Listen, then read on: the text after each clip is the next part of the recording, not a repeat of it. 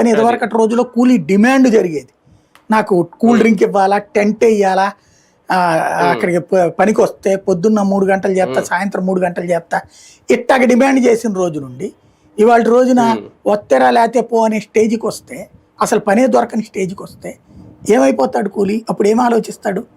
అప్పుడు నా ప్రభుత్వం, ఇప్పుడు నా ప్రభుత్వం. అట్లాగే రైతుల విషయంలో బాబు గారు చేసిన తప్పేం లేదు, కానీ అంతర్జాతీయ మార్కెట్ పరిస్థితులు బాబు గారికి మైనస్ అవుతున్నది, జగన్కి ఫెచ్చింగ్ అవుతుంది. మరి నెక్స్ట్ ఇయర్లో ఏమైనా మారచ్చేమో. లైక్ మిర్చి, చంద్రబాబు గారు తప్పేం లేదు, కానీ మిర్చి ధర తక్కింది కదా.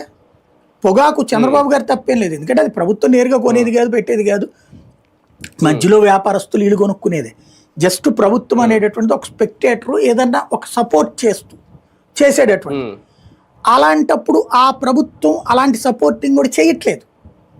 ఇప్పుడు ఇవాళ జ్యోతోళ్ళు ఏదో రాశారు, చిత్తూరు జిల్లాలో మామిడికాయల వాళ్ళకి రైతులందరికీ కూడా 4 రూపాయలు రాష్ట్ర ప్రభుత్వం ఇస్తానందట, 7 రూపాయలేమో అక్కడ ఉన్నటువంటి పల్ప్ కంపెనీ వాళ్ళని పెట్టమన్నారట. అక్కడ అధికారులు అందరూ ఉంటారు అని చెప్పి రైతులు వెళ్ళారట. ఏ అధికారి రాలేదట మధ్యాహ్నం అయినా సరే. సరే అని జనమే అప్లికేషన్ తయారు చేసి తీసుకెళ్ళి ఆ ఫ్యాక్టరీ వాడికి ఇచ్చారట. ఆ ఫ్యాక్టరీ వాడు అవన్నీ బయట పారబోసాడట. 350 మాత్రమే అట్టు పెట్టుకుని మిగతా అని పారబోసాడట. పారబోసిన దాంట్లో తన ఉన్నాయో లేదో చూసుకున్నారట జనం. అంటే అక్కడ ప్రభుత్వం